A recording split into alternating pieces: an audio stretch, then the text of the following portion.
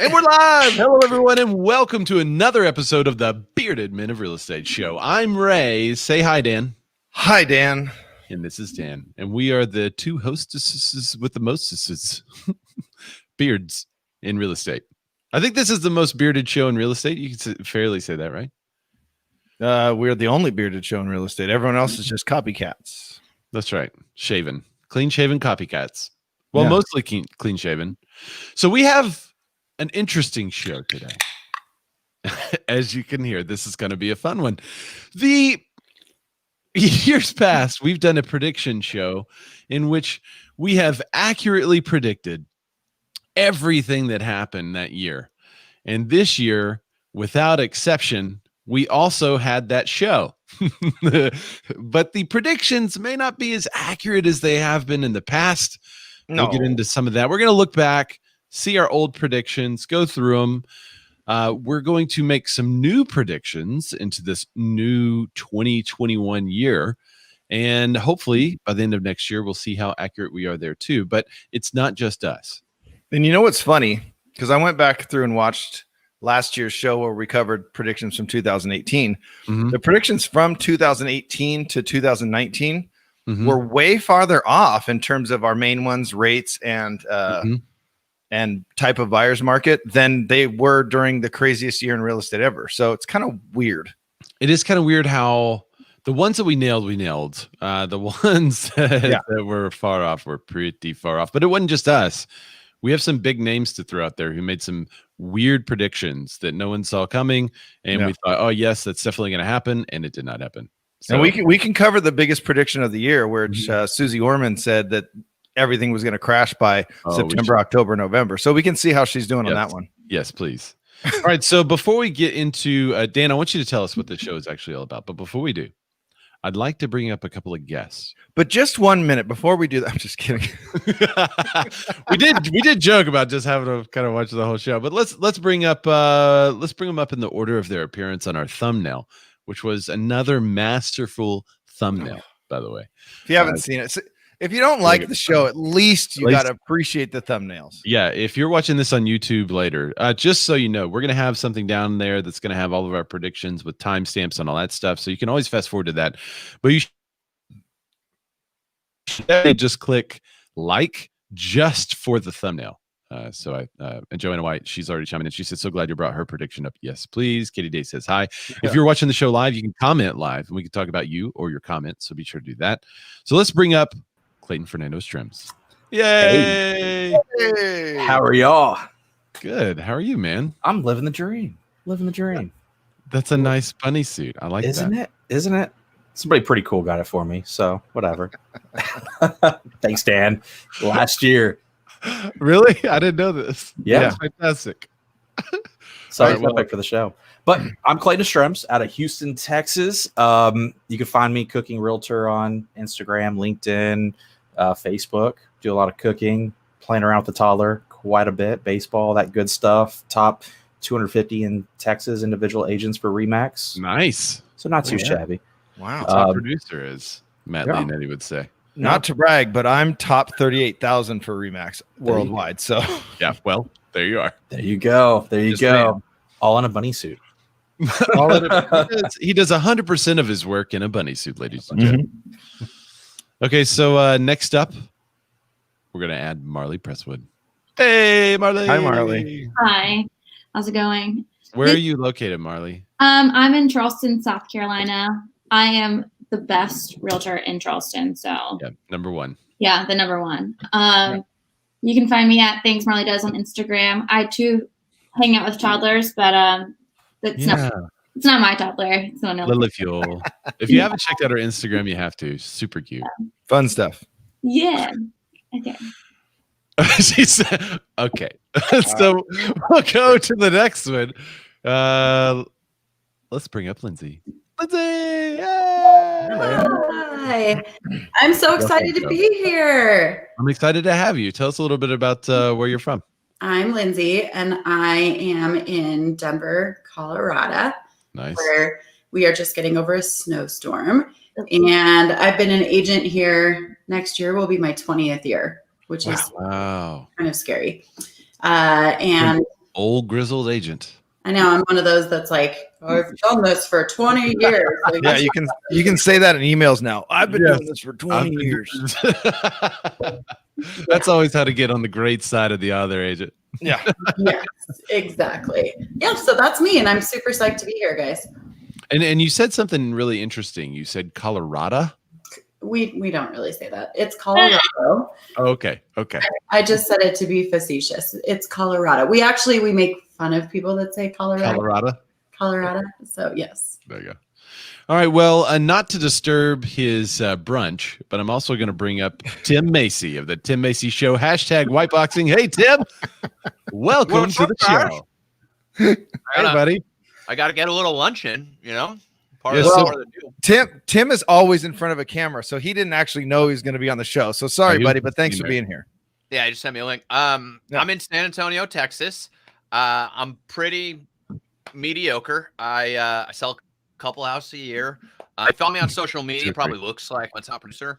But I'm more of a fake it until you make it guy, and still working on making it. So That's so true. Like Elizabeth Rodell says, OMG, I'm so excited. Karen Stone says, hi, y'all. Such an awesome group. Katie says, OMG, Clayton.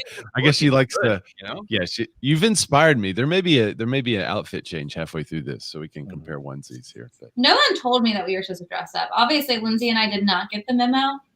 Well, wait. Marley, just very pretty, so it just kind of. We have makeup on though, Marley, which is like a miracle for 2020. So we're good.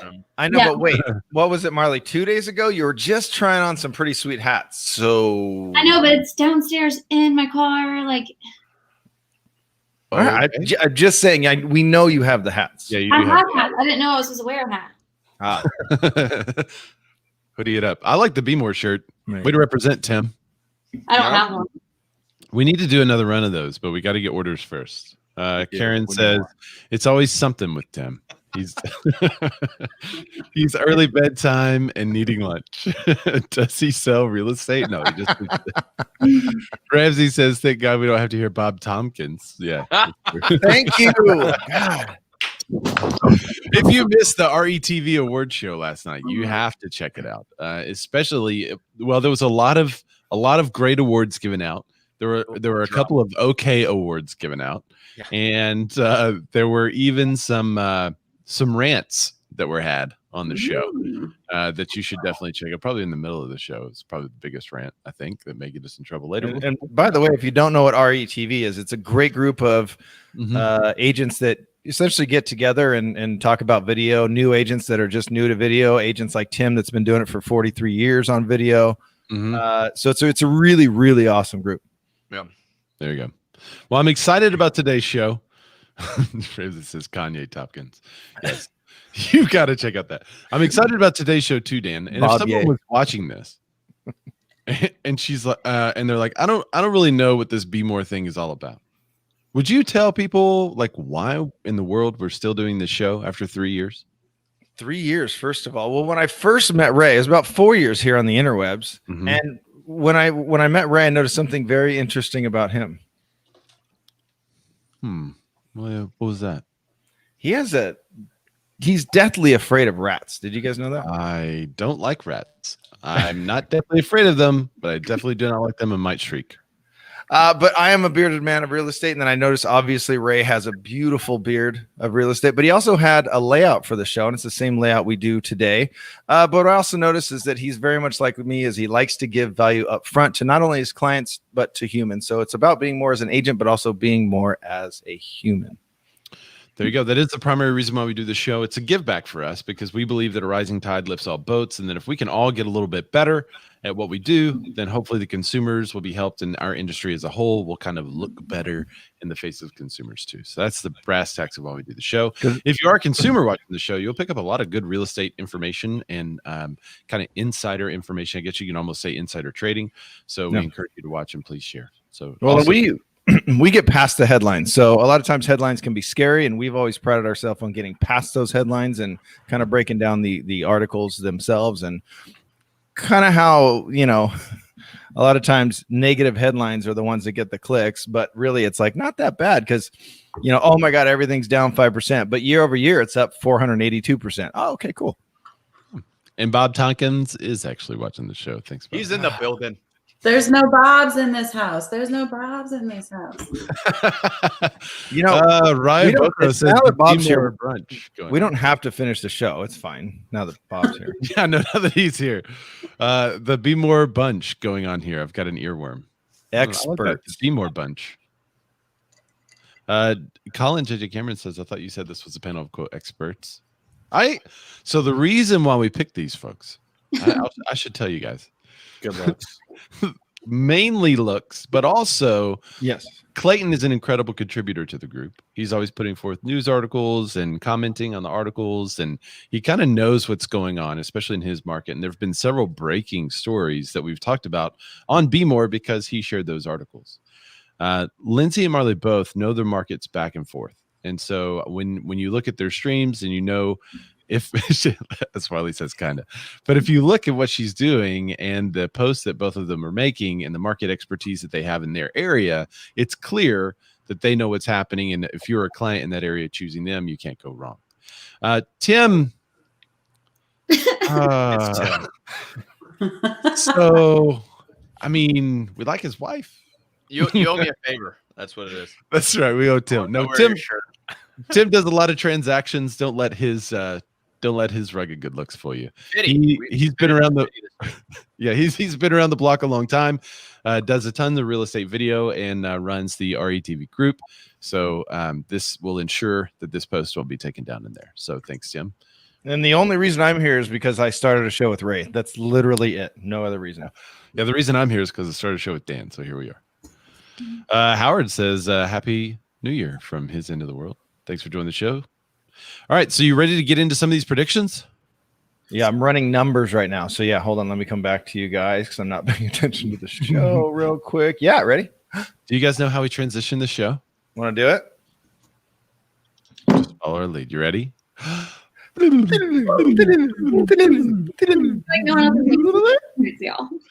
more fantastic. head, Marley. More neck. There was so much hands going on. Very handsy. Let's see. Tim is eating yogurt, and I believe he is hungover from 3.5 beers last night. So yes, you do need to check out the show last night. You know, it's always that half a beer that just gets you. That's right. Puts me over the edge.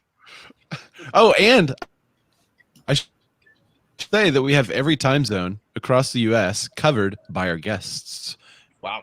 So there you go. All four. A nationwide audience, a nationwide panel. Okay, so let's get into the first prediction that we made last year. Dan, do you have this up in front of you too? I do. Okay. So at the end of the year last year, was this the biggest story of the year last year that we said this is the big one? So what's going to come of it? Or was this happening right then? I can't remember. It had happened, and we were kind of saying what's going to happen is what our prediction was. But it was kind of the biggest because it was the first kind of its kind, this lawsuit. And I think it was probably one of the biggest stories of this year, too, because it will change. And the new DOJ ruling that just came about will change how we as real estates interact with the consumer. Did I say real estates? How we as agents interact with the consumer, especially as it refers to buyer agent compensation. So NAR got sued last year, and so did Remax, Keller Williams, Caldwell Banker Realogy, Century 21, a couple of the other big giant companies. They were all thrown in this lawsuit together. It was like a class action lawsuit. And the point of the lawsuit was that the claim was real estate agents are colluding and falsely inflating the fee for the buyer agent, and that the buyer agent fee should be taken away from the listing side. So the seller would no longer pay the buyer agent fee, and the buyer would have to pay that fee. That was the lawsuit. And Dan, you kind of nailed this one. It's really weird that I did, but I was just saying stuff and it came out, so I didn't mean to. So Dan said that he predicted that the buyer's agent compensation would become public. Mm-hmm. And the new DOJ ruling, that's exactly what it says, is from now on, the buyer's agent compensation would be included in the feed given to third-party websites and would now be public information for anyone to see. Literally the third time I've ever been right on the show in 3 years, so I'll take it. Once a year is cool with me. There you go. I'm going to call mine. I'm going to call yours exactly right. So 1 point for Dan. Ding. Right. I'm going to call mine a half right. I said I didn't think there was a leg to stand on because the way the agreements are crafted in most of the states, and you guys can tell me if it's crafted this way in your area too, is that the buyer agent compensation is agreed upon by the seller at the time of listing. So the seller says, this is how much I'm willing to pay a buyer agent who is going to bring a buyer. Then a buyer agent in their agreement says, hey, I'm going to charge you this fee, but you give me permission to collect that fee from another source. So technically the buyer is still in charge of that fee and can negotiate that fee at that time. So it's not colluding, that there is a negotiation for that fee that happens on the buyer side. As we see in the business, there are discount companies all over that do rebates and all that kind of stuff for those buyers that are trying to use those discount agents. So I thought that it didn't have a leg to stand on. I was anxious to see how it unfolds, and it could take another year, which it did kind of take the full year. It took a while. Yeah.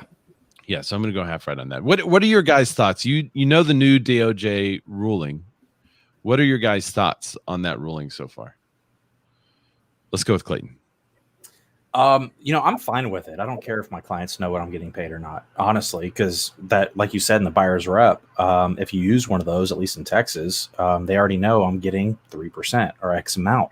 And if that seller or that listing agent doesn't pay up to that amount, then my buyer's supposed to cover it. That's a conversation we have in the very beginning. So I think really it comes down to agents not educating their clients properly, or the agents not being educated properly, right? We run into that a lot. And if they ran their business properly, you wouldn't have these type of issues. Right. And it is so hard to take you serious with a bunny. Is it time for a wardrobe change? I'm ready. I'm just saying, I got two more. It's so funny. All right, Lindsay, what do you think about this DOJ ruling?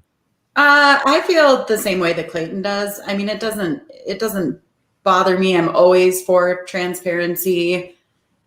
I saw a lot of panic happening in some of the big groups on Facebook when this was announced. And I kind of don't understand why. I don't know if it's people thinking that maybe it will contribute to more requests for a concession from buyers agents' commissions to their buyers, but it's same with Clayton. I mean, I have this conversation up front always with my clients. So I don't think that there's anything to hide. It's the way that the business has always worked. The commission has always been the same.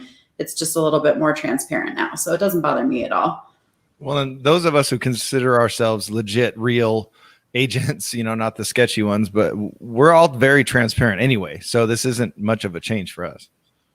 No.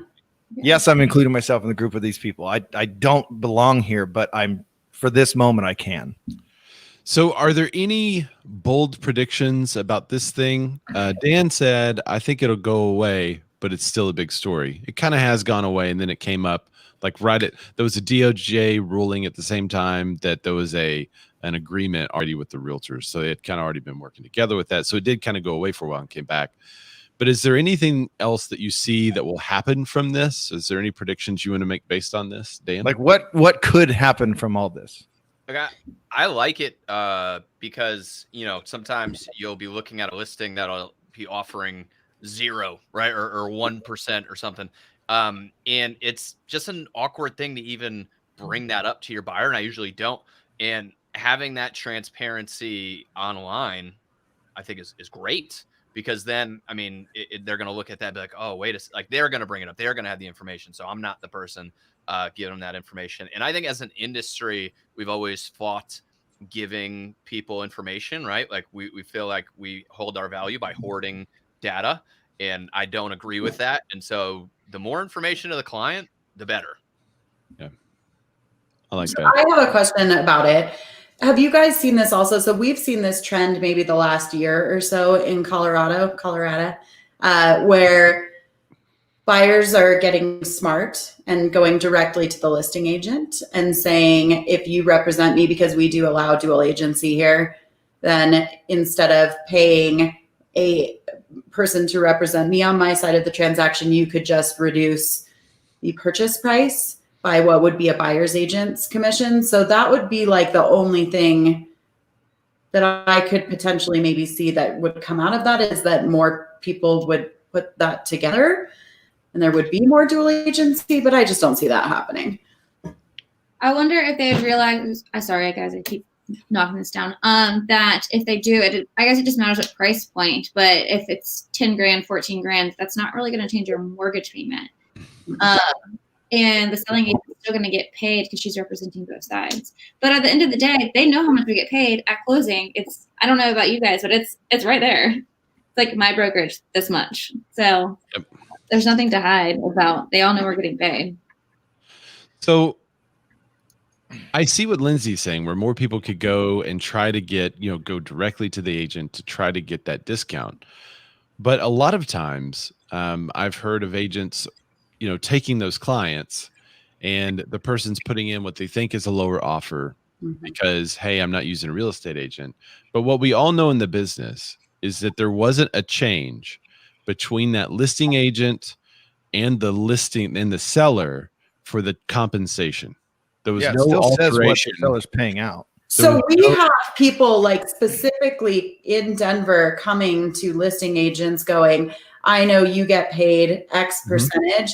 I want you to go to the seller and say, this is my offer, less X percentage for a buyer's agent. So I do want you to renegotiate what was the whole commission package for 2 agents. I would like to take the buyer's agent side of that off of the price of the house. So it's been kind of wild. We've started to see that here.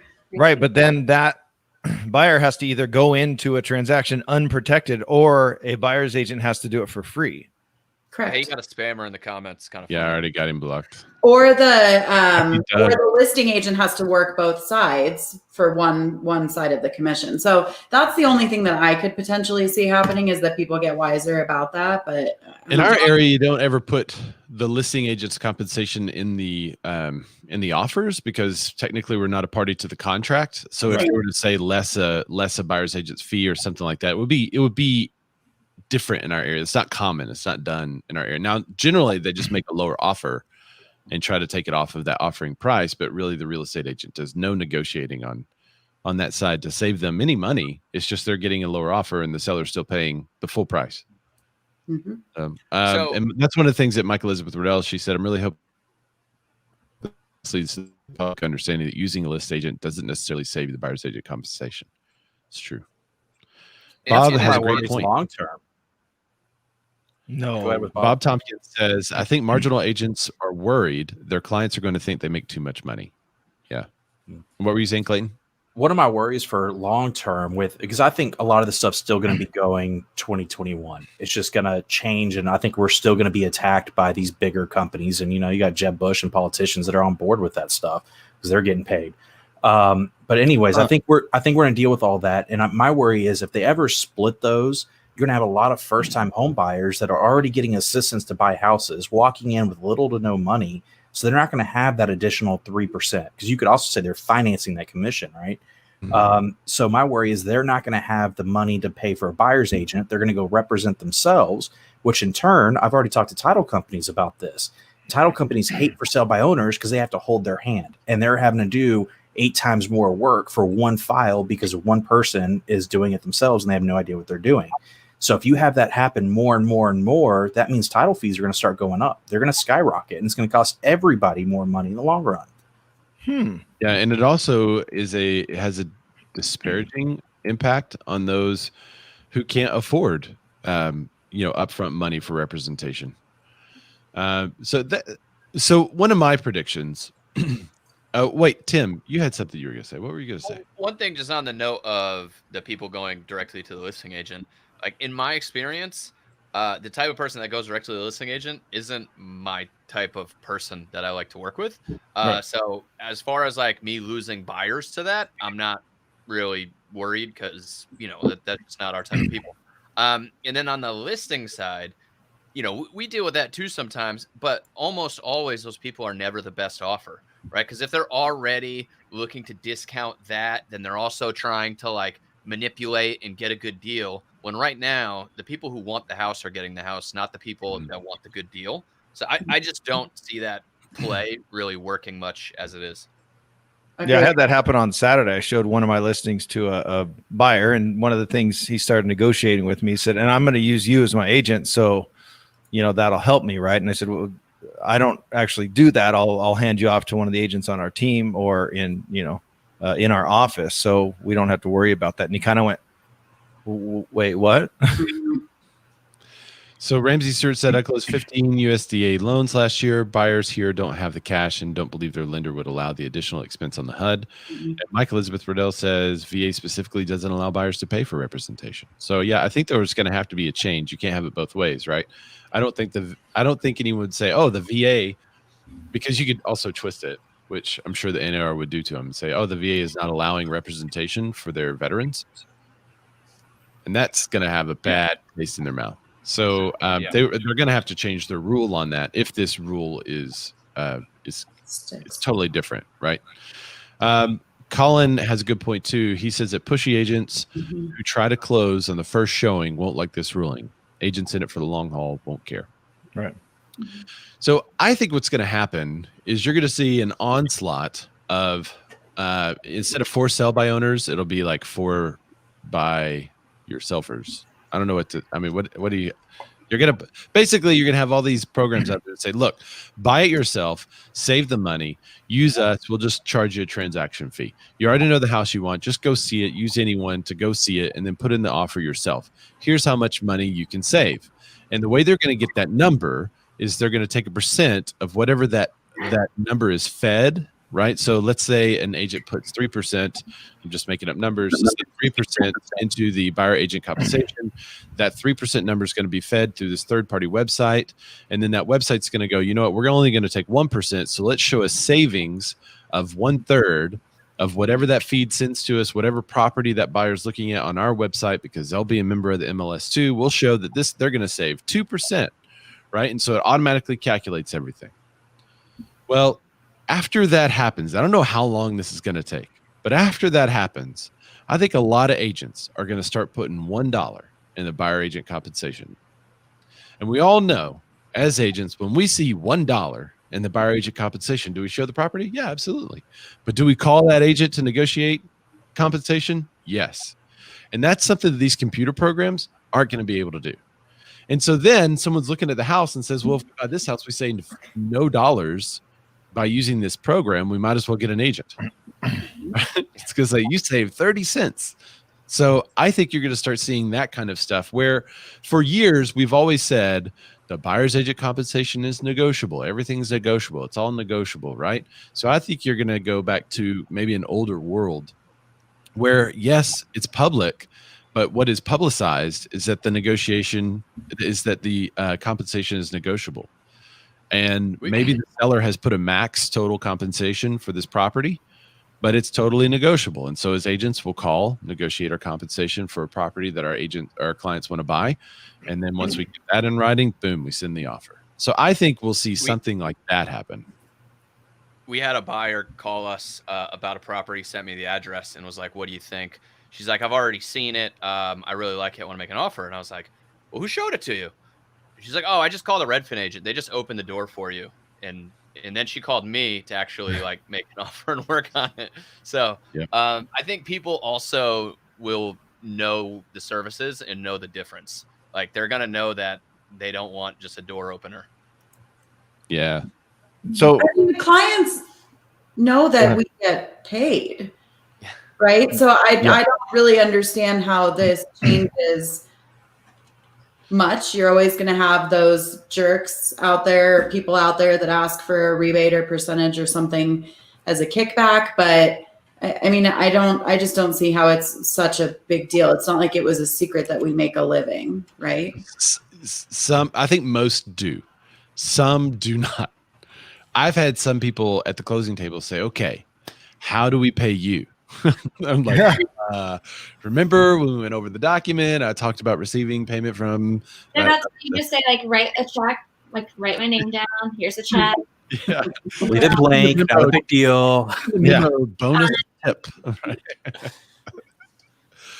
All right. So you ready to get into some interest rate predictions? Well, I wanted to finish on that one. So for me, I would like to predict, this is more of a hopeful thing because I don't know how you can quantify this, but to me, or in my opinion, having it be public will create less steering by agents. So that property that's only paying 2%, now that client knows what you're getting paid, but they love that property. And all of a sudden that's not in front of them. They're going to go, well, wait a second. Oh, but the one I don't really like is at 3%. That's in front of me. Okay. So it would be more of a hope than a prediction, because I don't know how you could quantify that, but I would hope that this would get the word out to buyers. Make sure you're not making a wrong prediction by making a vague one. That's what I feel. I always do that. That's why I lucked into the one about this one. Is I didn't mean to do it. I just accidentally did it. Ryan Boger says, does dual agency come back? I say, yeah, I think so. I think there's going to be a lot of agents though that figure out a way to write offers for buyers without representing them. And we've always had it here. Yeah, we have dual agency here too.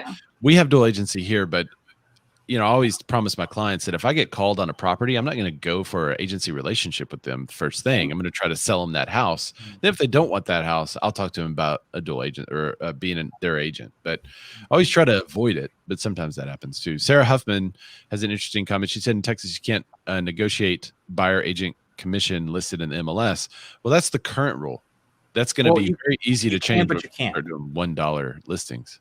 Like if I submit an offer to you right now and there's because I had this situation happen twice in 3 months. They had bonuses and it was more than 3%. As soon as I sent that offer and it hit their inbox, whatever's in the MLS locks. Well, they went in, one of them, they got timestamps and everything. And it was 45 seconds after I hit send on that email, she reduced the commission by a lot, less than 3%. To try to alleviate that and tried paying me less at closing. It's like, no, I was actually giving my buyer all the extra above 3% because I just feel like that's fair as a business. And they tried being squirrely. So it does lock in Texas as soon as you send that offer, but it can still be negotiated at the same time with, we've got a form that you could essentially change that situation depending. And I feel like you could probably contact that agent and say, this is obviously not how you do it, but hey, look, you're paying 2.5%. My buyer's agent fee for them is 3%. They're going to submit an offer, but before we do that, I want to make sure that the seller is okay with covering the extra percentage, or your brokerage is okay with covering the extra percentage. If they say yes, get it in writing, right? And then you have a negotiated commission. Then you submit the offer. But yes, I mean, we've had people try to change it too. We catch them. It's fun. I always print out, as I send that offer, I'm going to print out or save a PDF of that MLS. It's got that conversation on there. So, okay. So let's see. David says technology will be introduced that will allow consumers to see fees and commissions. Yes, I think that's already coming. I think probably technology is going to be just turning on that, literally on our website. They would just have to hit a little toggle to accept that piece that comes in. But I'm wanting to see the calculations, the auto totaling of these discount agencies. That's going to be fun for me, I think.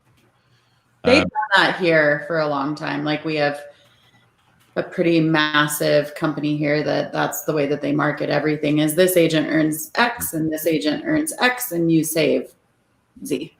It's pretty wild. And then actually what happened here was exactly what you were saying, Ray.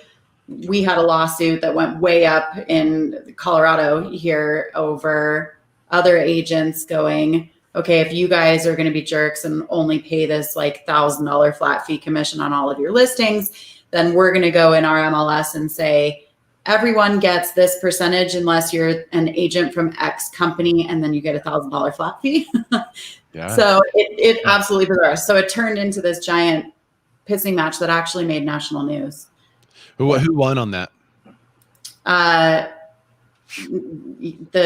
Technically the company the flat fee company, because you have to treat everyone equul. It's exclusion. You can't say, Ray, you get $1,000 flat fee commission. Although, I mean, the whole thing was ridiculous. And now they've rebranded all of their pieces to kind of say, okay, agent, you're saving this much, but in very fine print underneath it, we still recommend that you offer this, so that, to buyers agents, so that people still want to show your house. So it turned into a big, huge thing here. Very strange. Yeah. I think you would probably have to offer it to everyone equally. You'd probably have to say, here's $1 forever or $1 with a V, right? Which means variable, which means call like me. People were actually writing, no agents from X company are allowed to show this property into the MLS. And it was like, oh my God, you guys, no. Yeah, that seems wrong. Yeah. Let's not that could be that could be terrible. All right, so let's get into some interest rate predictions. Let's see. I tagged Marcus Necessary, Adam Johnson, Melanie Hay. I don't know if they're watching the show live today. Melissa Clayton, you're on, so that's good. Dan and Ray. So we have your interest rate predictions from last year. This interestingly, skip this segment. So let's recap what happened, right? So if you're watching, I'm actually good with this segment. Let's recap exactly what happened. So it looked like the economy towards the end of last year was just, blowing. It was awesome. Everything was rocking, low unemployment, high production, GDP. Everything was going pretty incredible in the US. And so we thought, hey, if this happens, the Fed's going to have to raise those rates, because if it continues on the current track, then that's what they do. They raise the rates because what they have to do is maintain full employment, and they have to prevent inflation. That's their two-part mandate. And so had everything stayed the same, I think probably some of these might be close. Adam Johnson predicted 6.5% interest rate. Marcus Necessary predicted 5%. That was from 2018. So that was from 18 going to 19. Yeah. Those from where's our ones from 19 to Dan predicted. Oh, wait. Did you watch the wrong show, Dan? No. Keep going. Number 4. Wait. Oh, number 4. Okay, there it is. So Kevin Benzinger, I think he wins the award for the closest prediction. 2.99%, he said. And I think we all poo-pooed him. But yeah, it was like, what? No way, dude. Yeah, Dan mentions the upcoming election, asks what the election year does to rates.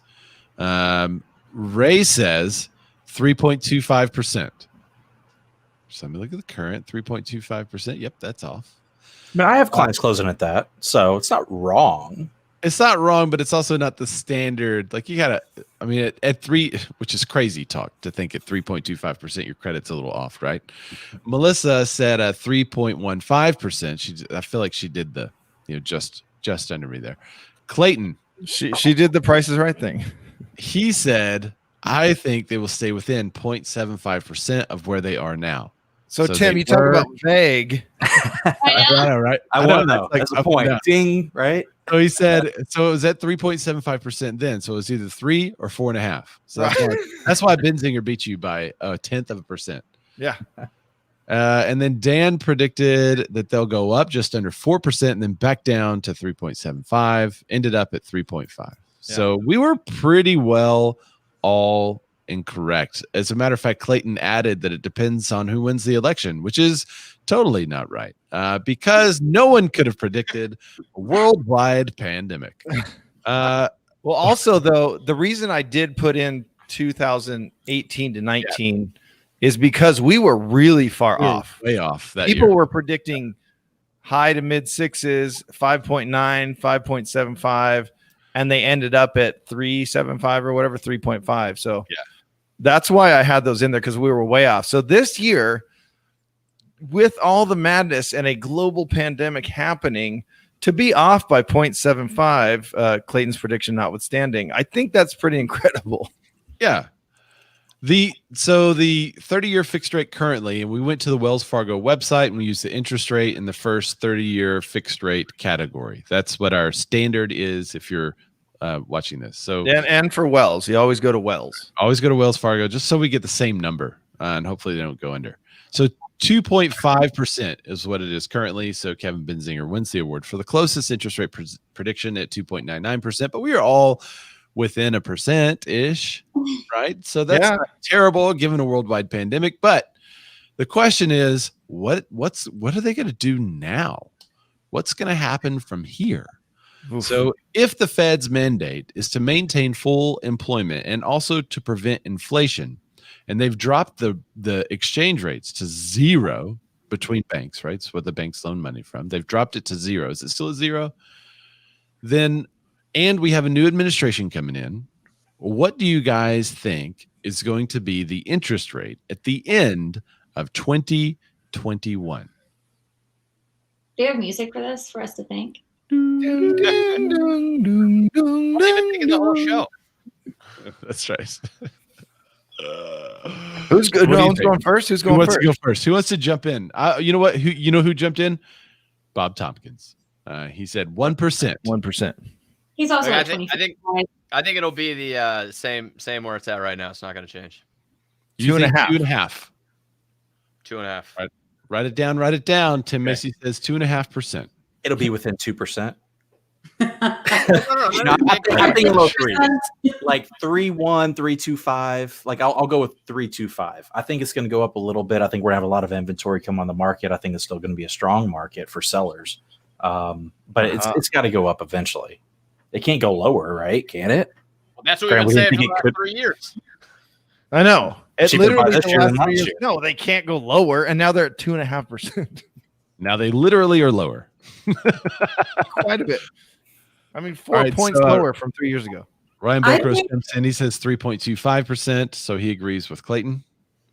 I think it's going to be like 2.99 to maybe 3.1 is my guess. Up a little bit, but not dramatic. All right. So what's the driver for that? Why is it going up? Inflation. Yes. So you believe that the unemployment numbers will continue to get better and that they'll have no choice but to raise the rates to prevent inflation. And because Go ahead. no, go ahead, Tim. You said two things, right? The Fed raises rates for employment and inflation. And with all this, Yep. that's the one thing I think that's going to actually keep values good is inflation, because they're dumping so much money in right now, trillions and trillions of dollars into the country, that I don't see how you don't have some inflation, which will actually help values over the long term, but may be the one thing that raises rates. But I agree with Melissa. I think it's political suicide to do anything that would raise rates. And I know the president, or they don't control the rates, but you know what I mean. Like I don't think anybody's going to raise the rates, but I don't see how they go any lower. You can tweet about it, and it changes stuff. Yeah, that's Yeah. true. The new I'm guy, not kidding. I don't know if he remembers that Twitter exists. Yeah. Okay. What'd you say, Lindsay?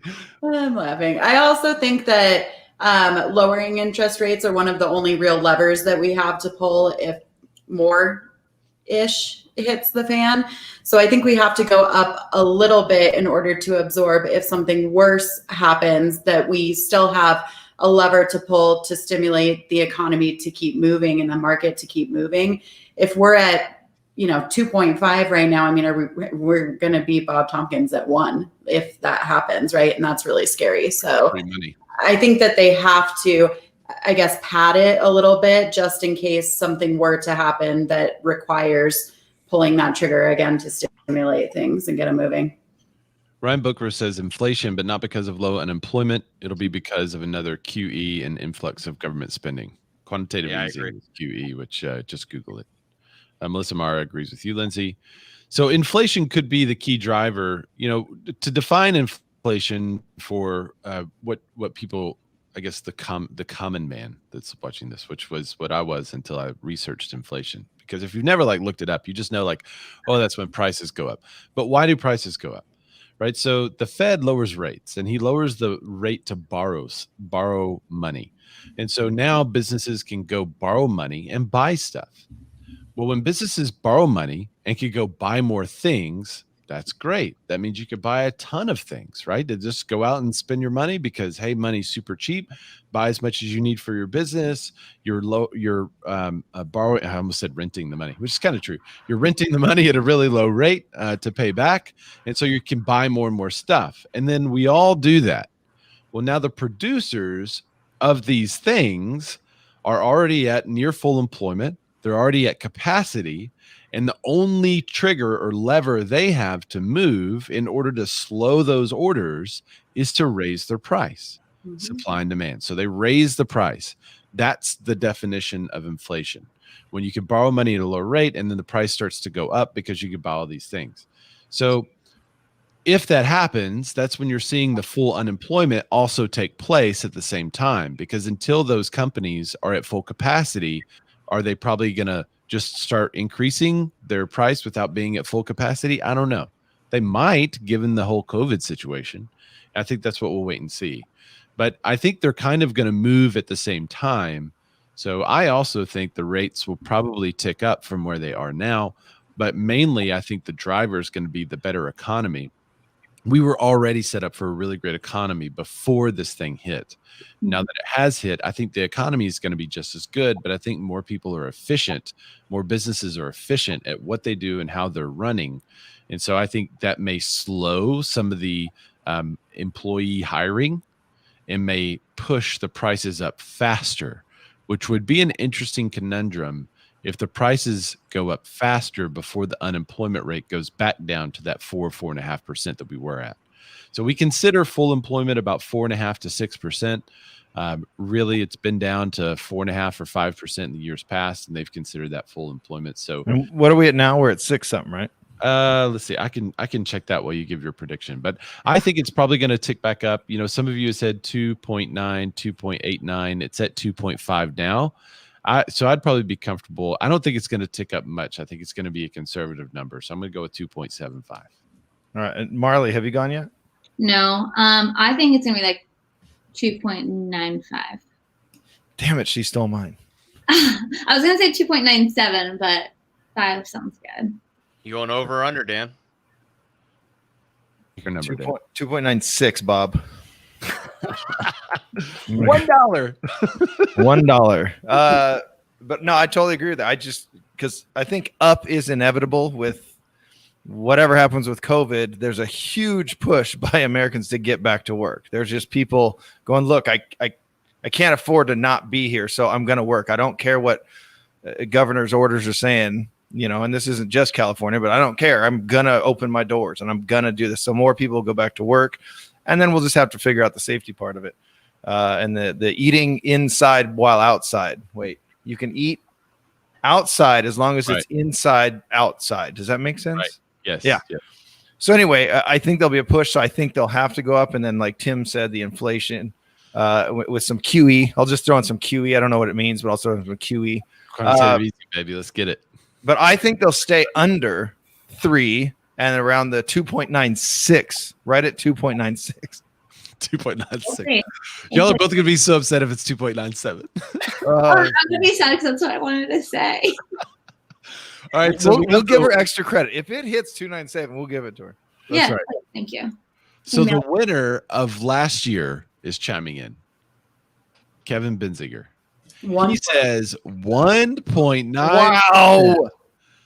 Kevin. He's bold, man. I love it. We totally poo-pooed you last year, but you won. You were within 0.4% of where it is now. So. Which we all said under 3, dude. Come on. Come on. Now he's going under 2. I don't know. I'm in. I'm in with Bob at 1%. I'm in. Let's go all the way. Yeah. Free money. All right. So let's talk about the market types. Last year, actually, this is from 2018 to 2019. Dan predicted it'd be a full buyer's market by the end of 2019. Yeah. That was wrong. I think I added. Yeah. Dan said bidding wars just aren't happening unless it's a 10 out of 10 house. I remember that. So that was a totally different market than what we're in now. That's crazy. Clayton said my area is up 3% from 2018. That's what he said in 2019. Ray said it'll go a full buyer's market. Yeah. No, that didn't happen either. So this was from 2019 to or 2018 to 2019. 7 month supply is what I predicted. I was way wrong on that stuff. All right, so let's look at predictions for 2020.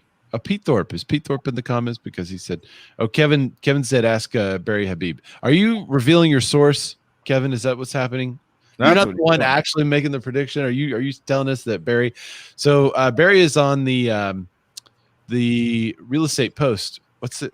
Real Estate Post. It's not. That's not what it's called.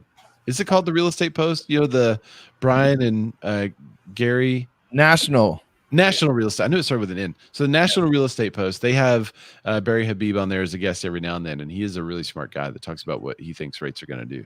You know, So I like Kevin's prediction though, because like to me it doesn't make sense. But if you look at the last 3 years, none of it makes sense. And so maybe we should start betting on things that don't seem like they make sense. Yeah. All right. Well, What I'm does going that to do put to the market though? Like that's what freaks me out a little bit is we're already so compressed. And then you have the new administration talking about pushing out potential tax incentives for buyers. And then you drop rates to 1 point. Like, where do we put these people in houses? That scares me. It's Well, already so it's the tough. rental market when they get rid of because the other part of their plan is getting rid of the 1099 exchanges or 1031 exchanges, and then also increasing the capital gains tax. I'm looking at, renting out my house and buying another house, but why would I do that when capital gains tax flies through the roof? Or I can't do a 1031 exchange. It makes no sense. So I wouldn't rent out my property right now. I would rather sell it. So I think you're going to see a lot of properties come on the market that were rentals. Mm-hmm. That's where that's the properties true, come from. especially since there's the moratorium. And people, what are you doing, Tim? I'm getting you on the gram, Do it for the gram. Okay, so let's talk about the type of housing and inventory. Now, at the beginning, Wait. Before I want to Okay. hit a spot because remember Pete from 2018 to What do you want to hit? Huh? Huh? a Pete spot. Okay. Yeah, remember Pete predicted the impeachment. That is true. Yeah. So, but what he said, there was a little tidbit.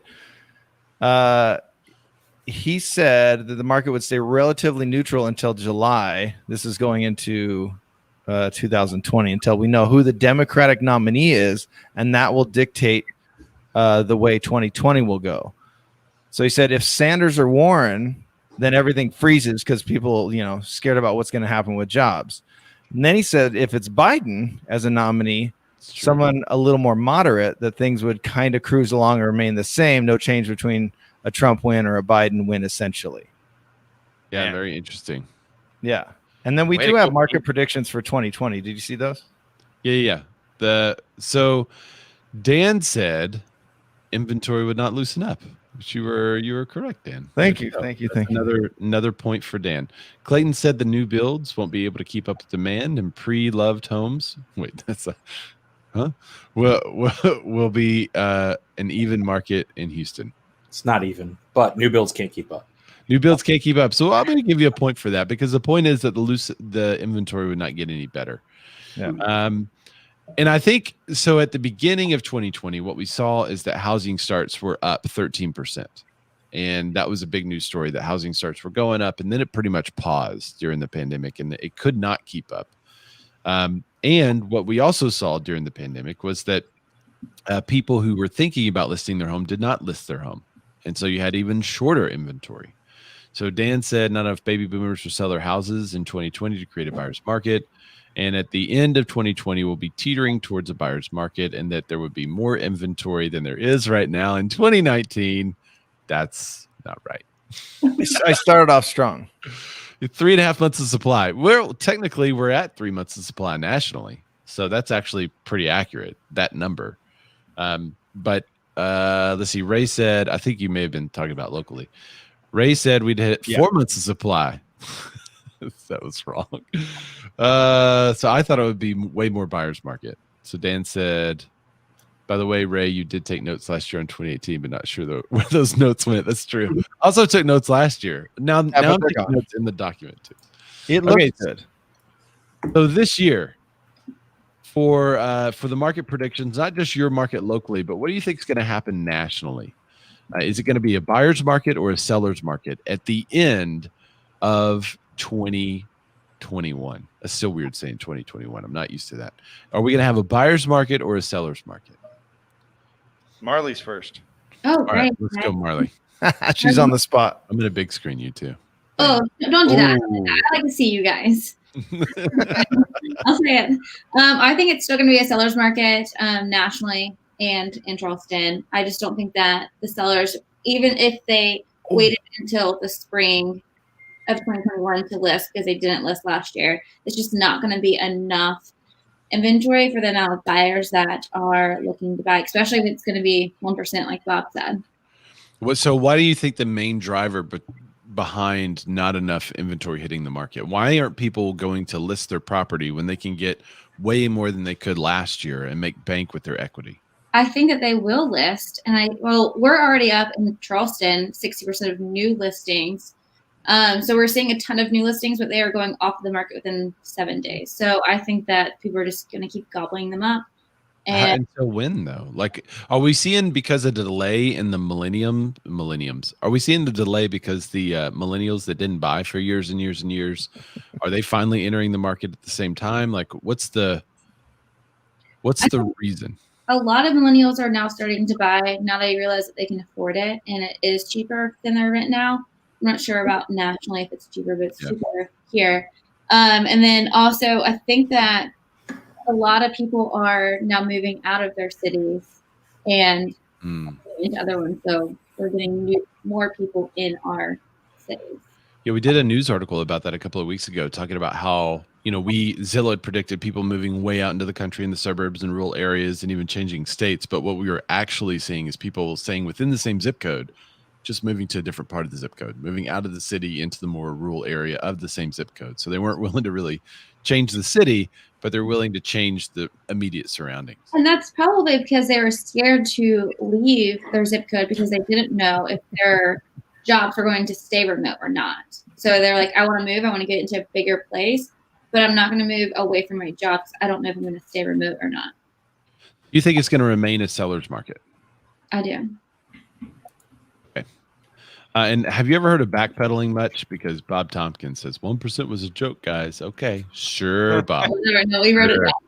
So I think Clayton says sure it was. He just said that. His wife, who works at Wells Fargo, was like, Bob, stop telling them this. No. When I review this show next year, I'm gonna. Oops, I missed the 1% was a joke, guys. So you're getting 1%, buddy. It wasn't. I got it written down. You didn't LOL it.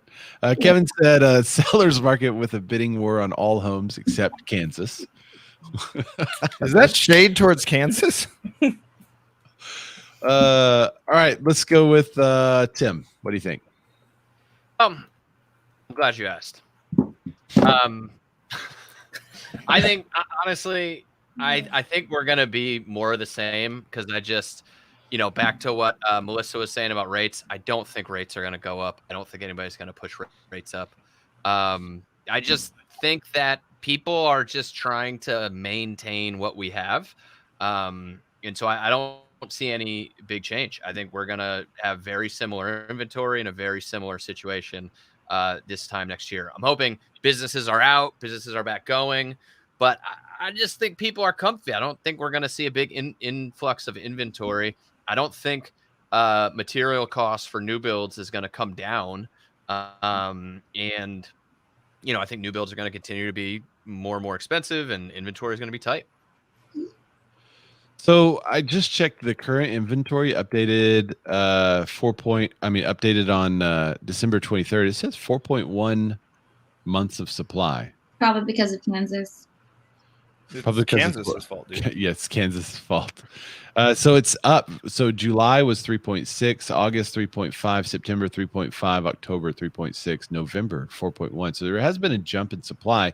It could be some of the seasonality adjustments, as people don't shop immediately during the holidays. So we'll wait and see what happens in January. But I thought that was interesting. And also to answer the question earlier asked about the unemployment rate, the current unemployment rate is 6.7%.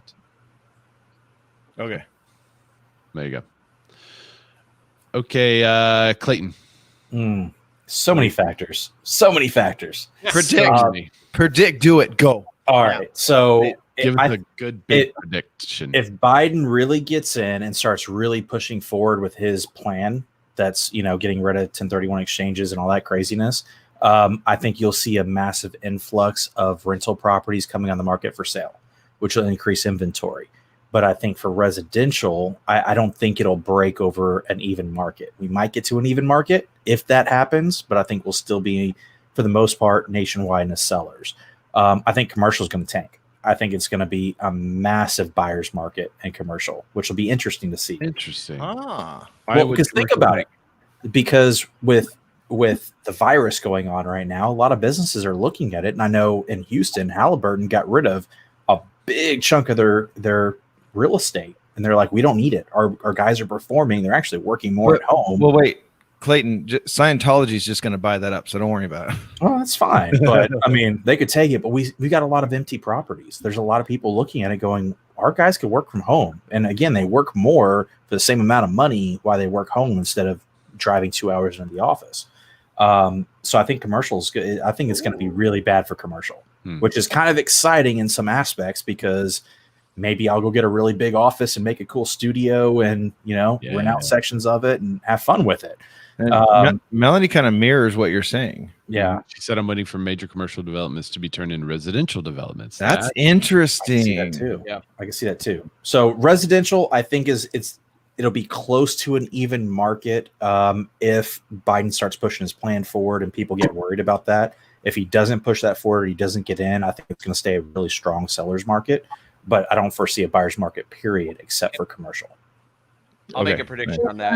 Biden's got all this stuff, but he doesn't really put in half of it or a quarter of it. I think he just gets elected on it and then doesn't do much. He's a keep everybody happy guy. So I don't think he'll actually make those big moves. Well, that's what every single politician does. They're like, no, I'm going to do all this stuff. What about that thing? Well, I tried, but I didn't. I don't know. I couldn't. I just couldn't. But I did another thing. Well, what made Trump so unpopular with half the country is he actually did stuff. So if you want to stay popular, don't do stuff. Well, I think every president does stuff, but can they ever live up to all their promises? No, you can't. It's impossible. But hey, why not make big promises? Peace in the Middle East. All right. Sean said, and he does this all at the price of quality tacos. Talking about Clayton. Very good. Melanie Hayes said the shopping mall developments. Yes. So, and we are seeing a lot of this. We talked about an article about 2 weeks ago that talked about some repurposing commercial. And so I would be interested to see what happens in the commercial. Jackie says Marley is right on. That's my grandma. Well, is that really? That's so sweet. Hi, Grandma. I love you. So I have to put up a comment earlier too. Marley was getting a lot of praise here. No, that's okay, guys. Let's just move on. Let's look at Bob. No. Here it is. There you go. Marley Presswood stays right though. She never led me wrong. I get all my advice from her, and she's always spot on. And she's so pretty. If only you knew that I was wearing the same outfit for 7 days. Dan, why don't you talk to me like that? Well, we've been together a long time, buddy. It just kind of gets old. All right. I love you, though. What is your prediction? Me? Yeah, it's seller's market or buyer's market? Oh, seller's market. At the end all the way at the end of 2021, no matter what happens with the inventory? In Colorado, for sure, we just can't make up the amount of inventory that we need to swing back to a buyer's market. And we're seeing, are you laughing at me or that comment about Marley? Yeah, that one, Marley's. Because I was trying to laugh about it too. And then I was like, wait, hold your face still. You better talk. So no, we can't make up enough inventory to get back to a buyer's market within 12 months, I don't think. And we're just seeing really bizarre changes here. The other thing that I think is happening that's driving so many buyers out there right now, besides just interest rates, is that housing needs for the first time in our lifetime, probably honestly since the 1950s, have actually really changed. People need different types of housing. They need work offices at home. Some people need 2 of those. They need a homeschool room. They need all kinds of different things. The only place where we have a buyer's market right now is in downtown Denver. So in our urban area here, we have about an 11-month supply in our condo townhome communities here, because for us, it seems to be people are wanting out of like those high density urban areas and into our more rural areas. So where are those stories? Everyone is fleeing downtown Denver. Mm-hmm. I mean, we're hearing them. We're seeing the same thing. I got to flip downtown. I'm more worried about it. Yeah, I mean, here, like in the rural areas where I am, where my 20-year-old homie who has the super strain of COVID lives. So like you can't you can put a property on the market there and it's under contract $100,000 over list price within 24 hours, which is, I mean, we've seen over asking offers for many years here now, but never like that before. Now, if you wanted to go and sell a property in downtown Denver in a 20-story high rise, you're going to sit on the market for 6 to 11 months right now. So it's really, truly changing people's needs and wants in housing for the very first time in a very long time. And I think that's what's motivating a lot of this movement. But let's remember nationally, though, what is inventory at right now? 4.1? Yeah. Nationally, it's at 4.1. What do we call a neutral market? 6. So, yeah, because I have some, whenever we get to my prediction, I have some extreme numbers that may surprise you. But 4.1 nationally is interesting. I just don't know how we make it up that quickly. You'd have to make up nationally 2%. That's a lot. That's a lot. Yeah. And here, I mean, in my market, hyper locally, we're like under 0.5%. So we have, I mean, there's no inventory, right? So we can't make that back up. What's really interesting too is we're seeing political moves happening in Colorado right now too. Like we've got a lot of people that want to go to Ray in Arkansas, and we've got a lot of people that want to go to Clayton in Texas, and a lot of people that want to go to the Carolinas. They want out of the changing political climate that's happening in Denver, which is wild. I mean, they can come to Charleston. That'd be great. I'm gonna come. I know. I've been beautiful out to there. Charleston. Like everyone talks Great. Texas and Arizona. Screw that. Go to Charleston, dude. Charleston's amazing. think, Have a beach I think off you got that, a right? buyer that wants to live downtown and walk to things, right? And so we'd have buyers that would buy a 2-bedroom house downtown where they can walk to bars and restaurants. Now bars and restaurants are closed. They need a home office. All of a sudden, that 3-2 out in some cookie cutter HOA with a home office in it is way more appealing. Yeah. And I think a lot of people that were on the fence of downtown living or suburbia in the past couple of years have been like loving the downtown thing. And it's been the downtown revitalization across the country, and definitely seeing that kind of go the opposite way. People also have very short memories. So as soon as this goes away and everything's back to normal, could it go back that way? I don't know. But right now it's definitely seeing a hit on downtown. Well, Charleston's been open for months, and all of our restaurants are open. You can go in there, and we're still seeing around 6 to 8 months worth of inventory downtown. So people still don't want to live there.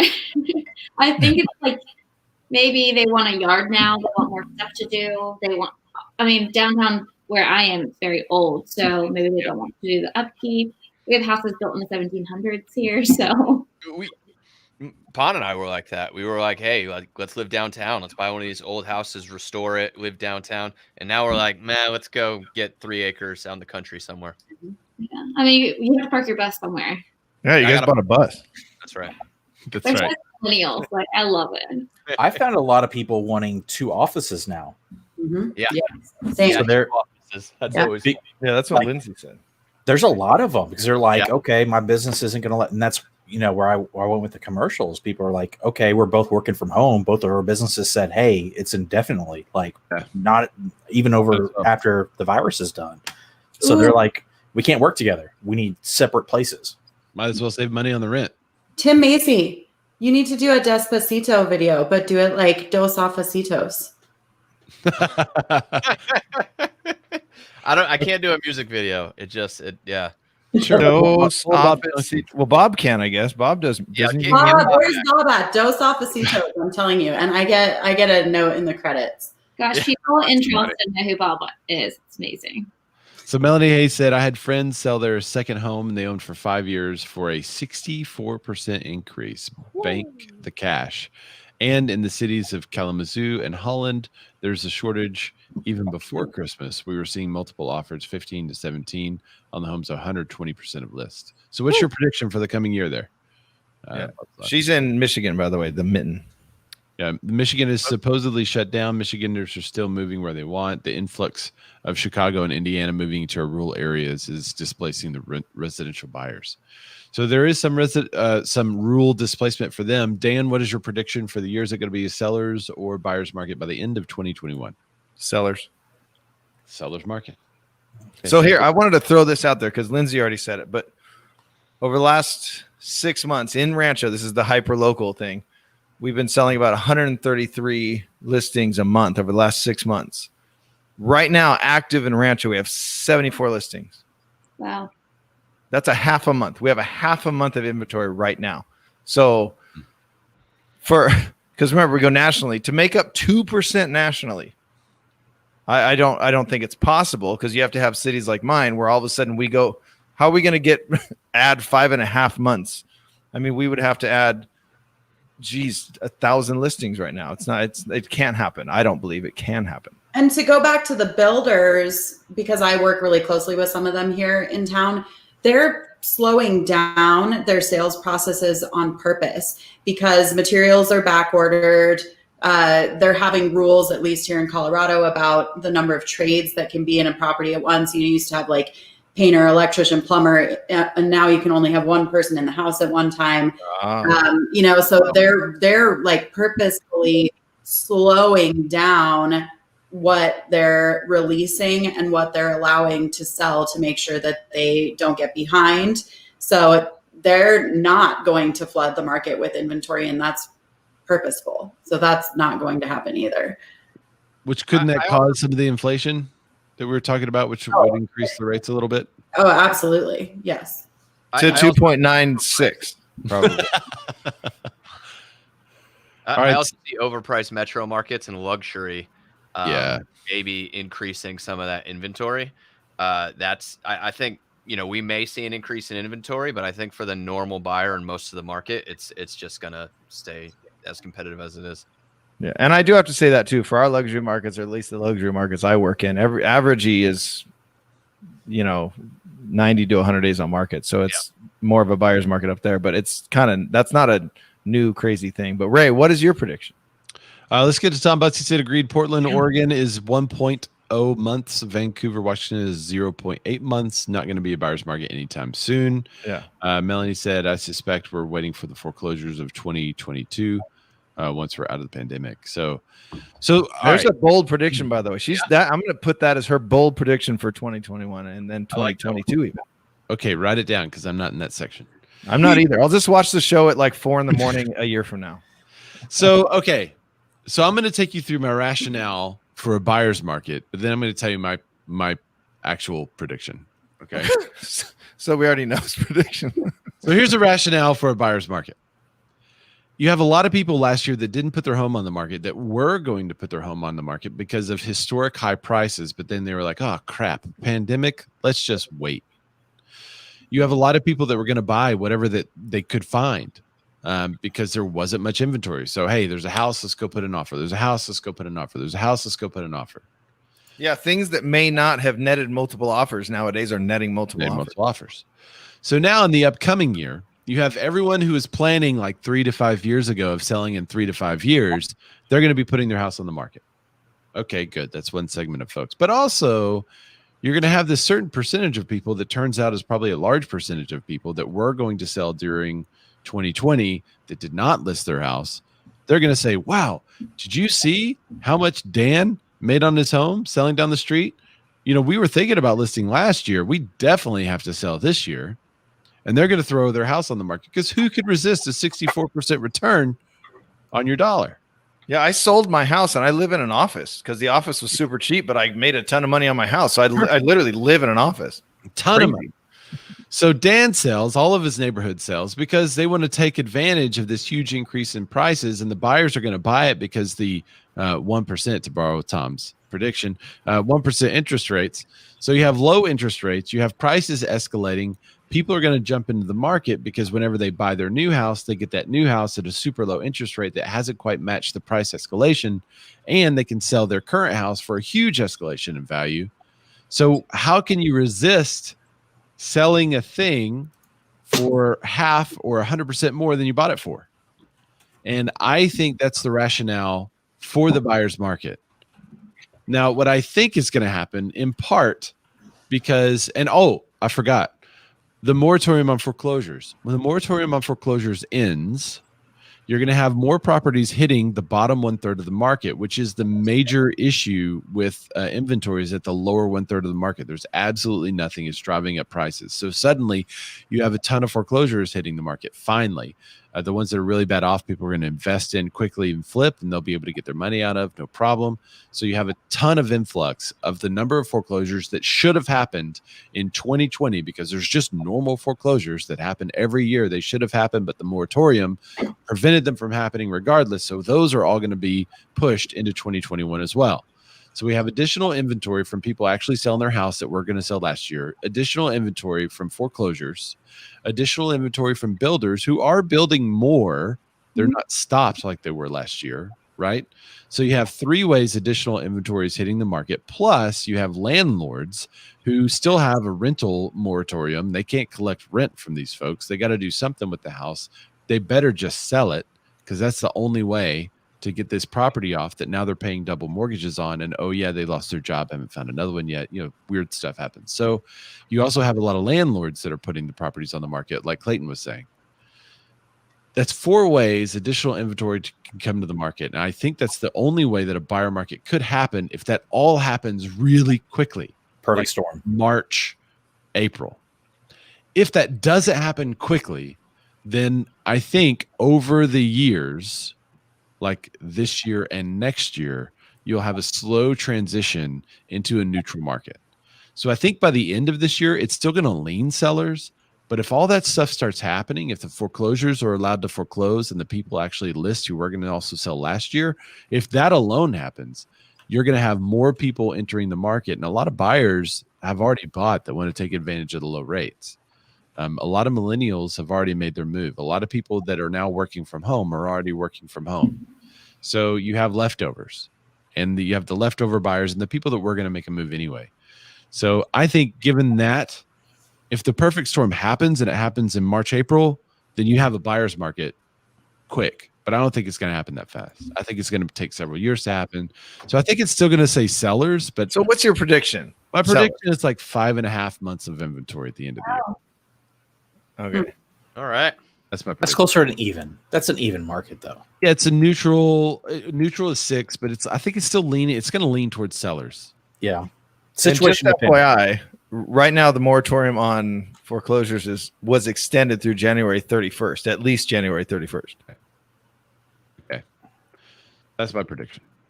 Not quite. That's the prediction and my reasoning for a potential buyer's market. Okay, I think we only have one thing left. Our big, bold prediction for the year. Wait. Mike Elizabeth Rell says, I think affordability is still a huge issue with crazy price increases. While the low interest rates mean they can get 10% more home, buyers are not wanting to purchase the fixer-uppers, and that's what's available. I think we're going to plateau. Melanie Hayes says exactly my point. Foreclosures is the moratorium. It takes 6 to 18 months to hit the mark. So there you go. All right. I have a listing now we here. need some big, bold. Well, I have a listing here in Rancho Go. Cucamonga. It's a heavy fixer, and it's getting quote unquote regular buyer offers, which I'm surprised by, but it's happening because there's no other place to offer on a house. So it's getting what? It's getting regular offers? What do you mean? Yeah, well, it's a heavy fixer. It needs everything on it updated. I see what you're saying. Every It's part of getting it needs to offered. be touched, but it's getting. There's an FHA offer, there's a conventional offer. It's not just all low ball cash offers from investors like it would have been a couple years ago. These are regular buyers that are like, well, we'll just put up with the mess until we can fix it up. Mm-hmm. Yeah. We'll see more and more of that, I think. Okay, so panelists. As I'm reading some of these previous big, bold predictions, come up with your big, bold prediction, and also commenters. We'd love to hear your comments too. What is your big, bold prediction for the market? It could be market related. It could be industry related. It could be related to like a Zillow or an iBuyer program or something like that. Okay. So in, let's see. Scroll down. There's the 2020s are there. All right. There's 2020. All right. So skip the Pete 2019 ones. The Zillow Flex program is going to bomb. That didn't exactly happen, but Pete, Dan agreed. Says a little bit of a too big to fail situation. Kevin Benzinger said that Zillow will find their iBuyer isn't as successful as they predicted and will lose money again. I think we could give Kevin another point for that because the numbers did come out with a lot of iBuyer programs that they are still showing a loss on the books. Yeah, remember all the stories were like, no, they're up 118 million, but they've lost 300 million. Yeah, exactly. Okay, so Melissa says the consumer is going to get stuck in a tough spot after purchasing via iBuyer program and sue the crap out of whoever. That is really good. And sue the crap out of whoever they fall victim to. We have a new cowboy on the show. Situation. I think maybe she has to do some research to find that lawsuit. I don't. That was really good. All right. So Dan said that Zillow is going to keep pushing to get rid of agents, and the NAR will do nothing. Mm-hmm. I think we can call that a point. Is if you recall, Zillow started a brokerage. So I'm gonna take another point on this one. Yeah, I think you should. So we also made so my big bold prediction was, I guess technically we're waiting to see if this is still true, right? My big bold prediction was that Trump would win. So maybe we're still waiting. I also predicted that there would be lawsuits. He predicted the lawsuits. Yeah, that we wouldn't know the real winner until the end of January. So, yeah, well, his was if Trump wins, then there'll be lawsuits, but there's still lawsuits, so he gets a half a point. I get a half a point. I'm going to give myself a half a point on that one because I did get. And then we'll wait for the other half. That's right. We'll wait to find out. Hang on, everyone. All right. We also said, let's see. Ray says that real estate agents who are employed will draw a salary increase by 10%. I don't know where to find that number. A lot of them got laid off.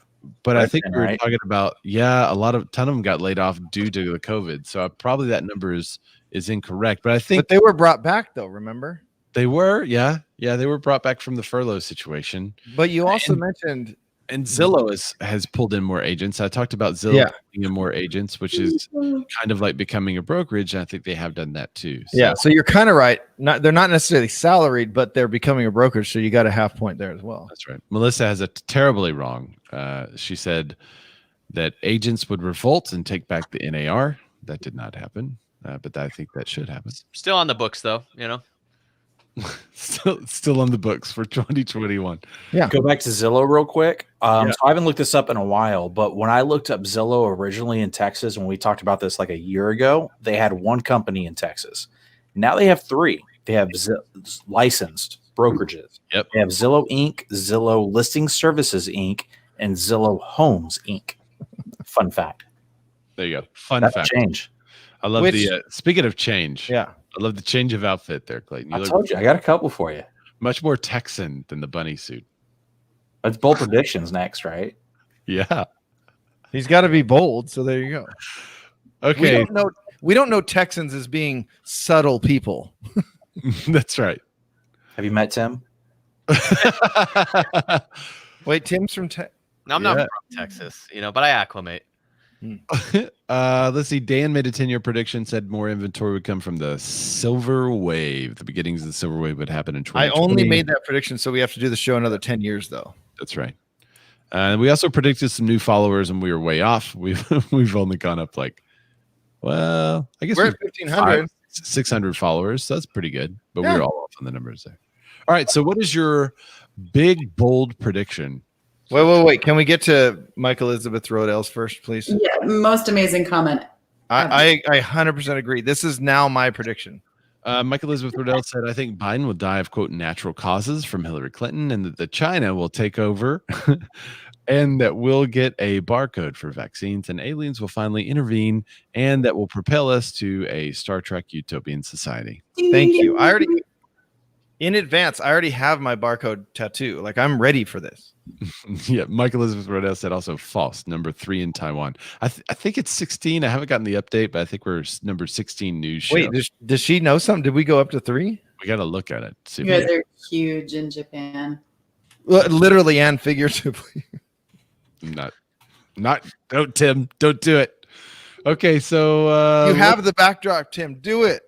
Let's do a big bold prediction for 2021. Let's start with Clayton. So you're familiar with how money moves, right? Yeah. IRS. So it's a great website. So like Dan was talking about how it's still going to be a seller's market and maybe nationally, but California is already hurting. I think you're going to see a massive buyer's market. Ooh. I really do, because they're all moving to Texas. California buyer's market because they're all moving to Cowboy, Texas. But we've got a lot of Texans going up to Colorado and Florida and kind of on the East Coast for secondary homes. Not primary, but secondaries. In fact, I've got 3 up in Colorado right now. All my clients right now are from out of state moving here. So until they get there and realize California in general. Now your burritos, Dan, I give you that the burritos are delicious. Really good. This is one of those things where I'm going to Jay Glazer this whole damn thing. Like people keep saying people are leaving, they're fleeing California. It's just not true. I'm looking at the numbers. I mean, I don't know. I have a California client right now. So. Oh yeah, but it's not a new thing. People have always been leaving California. It's always been expensive. It's not a new thing. But people have also still wanted to come here. They can work from home though, right? So if they can work from home, then doesn't that change things? I mean, if they can work from home, then they don't need to be in California. So the only reason to go to California is for the sights and sounds. So I think probably the more popular areas of California would definitely sell well, but the inner city California may not be as attractive, right? It might be nice for the California people to come to the East Coast because then they can sleep in. And then by the time it's work time in California, it's already like 9 o'clock here. I have clients that are fleeing. They're fleeing Arizona to work here in California, and they work from home. So they're going to work from home in California and live in California because they're fleeing Arizona. Well, if you can move anywhere, everyone's going to be fleeing from wherever they are. They're going to flee. It's their words. Yeah, they're fleeing. They're fleeing. I'm going to stay here. Yeah. So bold prediction, more people are going to be moving into Texas than any other state. Okay. That's already happening. That's not a bold prediction. That's already the thing right now. It's going to keep going. It's going to keep going. Yeah. I'm going to call your bold prediction the California buyer's market. Yeah, that one. Do that one. Yeah, we'll do that one too. Bold prediction. All right. Hashtag. So we have to go from a half month of inventory to 6 months of inventory in a year. Yeah, I can see it. Okay. The burritos are your saving grace, Dan. That and your great personality. Kevin said Zillow. I have a really nice shake, by the way, and it brings all the boys to the yard. I was about to say, does it? Kevin said Zillow will be sued by the DOJ and they will win. This will force stock prices to drop and suffer a huge blow. He hates Zillow. So what's going to make Zillow get sued? Their unfair practices of selling zip codes to agents because wasn't that racist or something?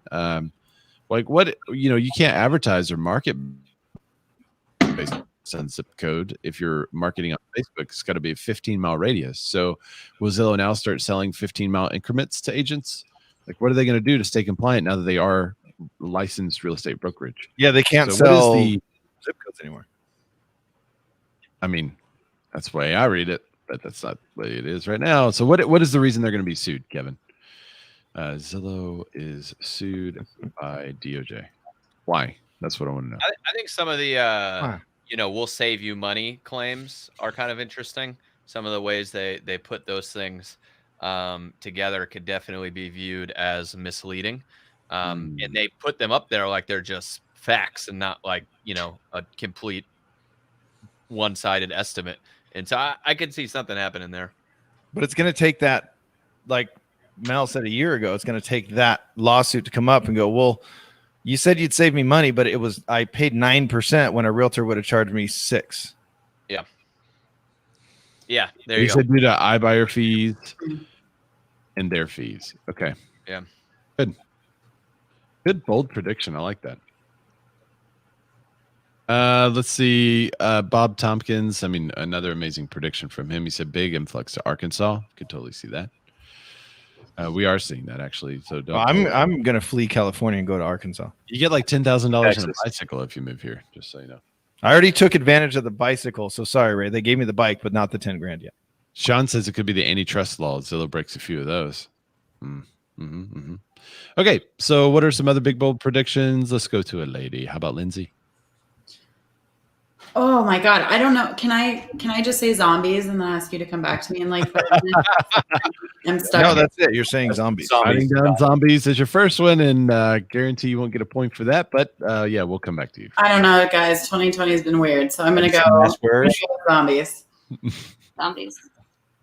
And if zombies come, I am fleeing and also going to Arkansas because it's less populated and they seem to know how to defend themselves better than. Okay, but if I can pitch you something, hold on. I have a compound here in California. I've been building for the zombies for a long time, so I'm already way ahead of this. So if I could pitch this to you guys, forget California, forget the cheese toast, forget where you're at. Think compound, and I have it.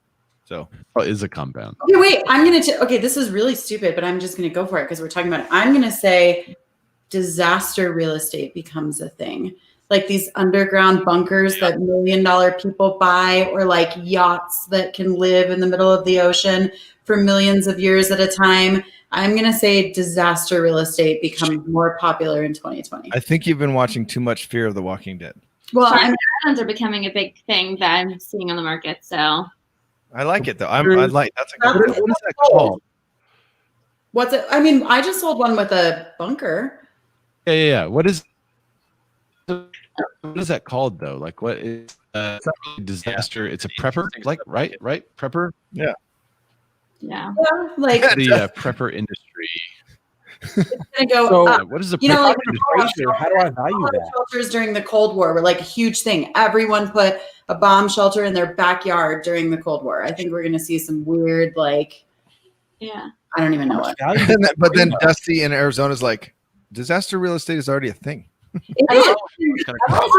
My prediction is it goes up. It gets much more popular. So we'll have to figure out how to measure that and see if it goes popular. I mean, Zillow gets sued by the DOJ. People start buying disaster properties. Like, I think mine is actually a little bit more plausible right now. I like it. I like it. I'm in. Every time we see one on MLS, we text Ray and make a tally. Yeah. Pretty soon, I'm going to be like the girl that sells underground bunkers. That's your girl. Tagline. All right. So what is Tim's prediction? Me? Yeah, that's all you. Right. That's so you. My bold prediction for 2020 or 2021, you've got 3 franchises that have a pretty sizable lead on everybody when it comes to volume. You've got Keller Williams, Remax, and Coldwell Banker, right? I mean, they're in the 240 billion range. Or they're over 200 billion. Nobody's really close. I predict that in 2021, one of those companies falls off the top 3. That's a good Which one? No, which one? Which one? Listen, I don't want to come off like I don't like any because they're all very successful companies. I just know that COVID, agents not going to the office, like the value proposition for brokerage is different. And I just think there's one of those companies that is going to take a hit, and I don't want to make any enemies. So I'm not going to. So you think it's Caldwell? Is that what you're saying? Yeah, it's Coldwell. He's saying it's Coldwell. Is that what you're saying? I heard Caldwell's, but I heard him say. I'm not saying any one of them. I'm just saying one of them. They have a new logo, so the other two not do not. 2021. The other 2 do not have a new logo, so there's maybe there's something there. Yeah, so I'm gonna say what Tim is trying to say is that Coldwell Bankers, they did a really incredibly wrong turn with their new logo, and that's gonna knock them out of the top 3. But commercial real estate cheap. But that's just and cheap. then, by the way, Benzinger, who that's Clayton brings up a good point. Commercial real estate is cheap, so why not just keep the office and renegotiate? They can bring back their offices that they got rid of. It's okay. well, by the way, I've gone to the office 3 times this year, and I've had the best year of my career with Remax. So I don't know if there's any merit to that. Yeah, but don't you still pay those monthly fees? Not for an office, no. But to be at Coldwell. No, I'm not with Coldwell. I wouldn't be with Coldwell and that Chinese logo. Well, I don't think that. I thought it was a baseball team. Wow, aren't you Californian? You're supposed to be so inclusive. Okay. Oh yeah, sorry. What, I can't say Chinese logo? there are libertarian movements to create floating societies in the Pacific to create a new nation with limited government. Wow, really? So now she knows what I'm planning. Thank you. We should do that. I bet it go viral, she says. Yeah. Okay, Marley, what is your big bold prediction for 2021? I think 30% of people in each state are going to flee out of their state and go into another state. 30%? 30%. I like the prediction. And flee. She said flee. Not move for work. Not move for pleasure. Leisurely stroll out of the city. They're going to flee. You guys, I think we should make a TV show, like a real one, where we flee to each other's cities and we can like live in each other's houses and work each other's businesses for like 6 months and see how it goes. There's no reason for anyone to stay in the same state besides realtors. Now that everyone's remote. Okay, so about 10%. How many people in the U.S. move each year? That's about 10%. Okay, fine, 25. No, I'm writing down 30%. Of Americans moved in 1998. In 2018, 10% of people moved. Of those Americans who moved, 85% of them moved within the same state. So 15% of 10% moved into a different state. So are you saying of all the people that move, 30% will change states? Well, now I'm going to say 30 because I don't care. All right, 30% of people. What Clayton does and predict that the same thing that happened this year is going to happen next year and make it a bold prediction. So there's 40 million people in California. So 12 million people are going to flee California. I feel like they already. You have to look at those who. Dude, there's 12 million Californians on the road that I just drove down 10 minutes ago. Yes, they're coming. They're That's fleeing. what she said. They're fleeing. All right, so Dan, what is your prediction for 2021? Big bold prediction. What will it be? Foreclosures will become much more prevalent on the listing side. I think it's inevitable. I don't think they can keep extending this. I also don't know how. I just can't fathom how do I say it? Restructures of loans are going to work for people that have been out of work for 8 months. You know, at first it was like, no, we'll just put the last 3 months on the end, or you can pay it in one lump sum. But now we're going into a year of this. So I'm going to say that foreclosures are going to become, and that some markets, they're going to become much more prevalent, and that some markets will be hurt by those foreclosures. Interesting. Okay, foreclosures are coming. So the moratoriums will end, right? Yep. And because right now it's only another month from now. So that what are they going to do? Extend it. Now people are 2 years into this. And even if it's a smaller number, remember those smaller suburban areas where, the jobs were lost, where they're going to get hit hardest. Mm-hmm. Those foreclosures are going to pop up. So I think foreclosures are going to be much more prevalent and by the end of the year. Okay. Here's a big bold prediction from Kevin. He said Trump will announce he'll be running in 2024. He'll do that by the end of this year, Kevin? He's going to announce February. So do y'all really think foreclosures are going to flood the market? They should, but the only way they wouldn't is if the banks actually held them back. I think it's more money off each of them. I don't think there's any way to avoid it. You know why I think it won't happen? Why they'll just tack it on the backside and everything you'll see more foreclosures. Don't get me wrong. There'll be more, but it's not going to be, there's people talking about avalanches of foreclosures. I don't see that happening because what I saw with Harvey, Memorial Day floods, Tax Day floods, other floods in Houston, right? So we've seen a lot of natural disasters that they hit and they were over. And, COVID's a long stream, drawn out process, but the banks held off for a very long time, hoping that people would get back on their feet, fix up the houses, life be good, and they keep on trucking. They were willing to work with a lot of people. The downside is you saw some foreclosures in that market because, I had a client that was looking at selling. We had it under contract. It was due to close Wednesday. It flooded on Sunday. He was going to walk away with $300. He didn't have the money to fix it up. And it took him about 1.5 years to 2 years to even foreclose on him because the bank was pushing it out, hoping that he'd get back on his feet, catch up on payments, and move on with life. So I don't think there's going to be a massive push for foreclosures because banks will look at it and go, okay, if I foreclose on this property, I'm actually going to make less money because the people will destroy it. They'll take everything out on their way out. They'll destroy it completely. So why do that? Why not just extend the life of the loan and call it a day?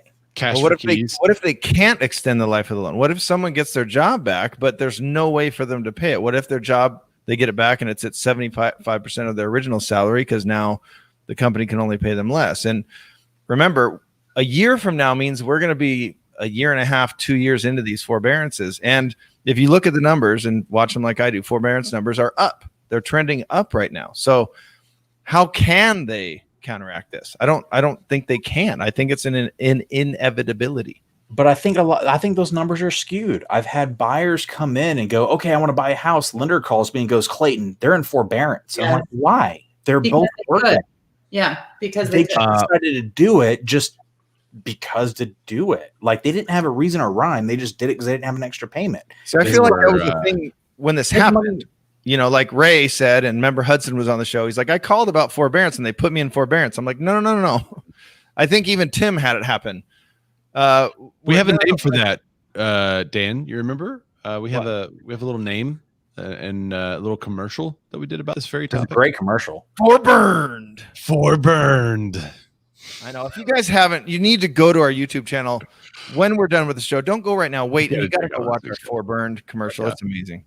I think what Clayton's getting at is the stakeholders in play for a influx of foreclosures don't want a big influx of foreclosures. The banks know, they watched what happened last time. They know if they go foreclose on a bunch of these houses, it's just going to drive the values down. It's going to be harder for them to sell them, harder for them to recoup the value. So none of the people in power want these foreclosures to happen. And so I think we're going to continue to see these programs and all this stuff to keep people out of foreclosure.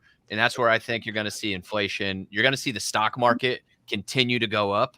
And, you know, not to get all political, but all this is going to benefit people who are invested in things. And it's going to, you know, the people that are, you know, in the middle class and lower aren't going to see any of the benefits, I don't think. But I think they will stop. They'll stop foreclosures because foreclosures don't benefit anybody that's in a decision-making role. No, I think there's a ton of properties just going to let. So they're just going to let people live in homes without paying. There's a lot of these properties that are not even, there's no one in them. They just can't foreclose on them because there's a moratorium. And that happened when one of my clients put an offer in on a property and it was pulled out of foreclosure. It's a vacant house sitting there. The bank went in and redid it, fixed it up. And it was just sitting there. And I asked the agent, I was like, why can't we buy this house? My client put in an offer. And she's like, well, they have to re-foreclose and go through a totally new process because of the rules. So they had to re-foreclose in the property, get around the moratorium somehow. I guess it was because it was vacant or the property had started this way beforehand. So, I mean, I think there's a lot of properties that are going to hit the market that should have been foreclosed on this year, not counting the people in forbearance and the increase. There's just a lot of people that should have been foreclosed on because they weren't paying their bill and they jet, right? So now the house is there. And that's the influx that I see that's going to happen. I think otherwise, and I don't think those in power, quote unquote, that are holding all these vacant properties that they need to foreclose on, I don't think they care so much about flooding the market if they're first. It's the ones who are like a couple of months down the road, they're going to have to piecemeal it out. But I think you'll see an initial flood, and then people will kind of get wise, piecemeal them. It'll be different. All right. I'm happy that I made a controversial prediction. So controversial. Yeah.